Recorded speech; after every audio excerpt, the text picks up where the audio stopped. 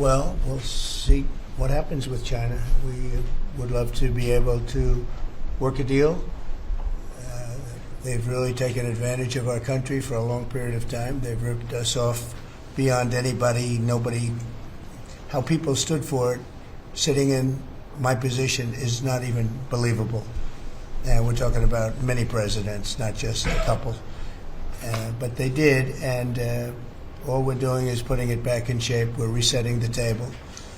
And I'm sure that we'll be able to get along very well. I have great respect for President Xi. He's been, in a true sense, he's been a friend of mine for a long period of time.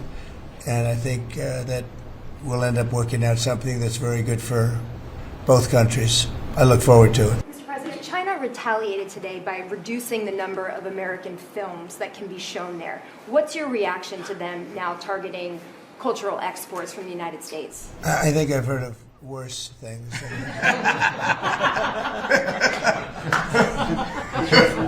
Yes, please. Also on China, the Ukrainians say they have evidence that Chinese soldiers have been found fighting for the Russians in Ukraine. Can the U.S. verify this? And if so, what does the U.S. plan on doing to China to counteract that? We'll look into it, but I think beyond that, we're really looking to get that war stopped. They're losing 2,500 and even more than that young people a week. They're Russian and they're Ukrainian. They're not American, but they're people.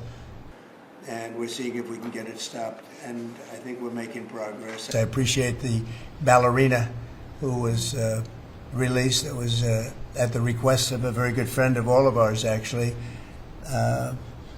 Dana White called me and he said it's the friend or the relationship of one of the fighters for UFC or one of the fighters.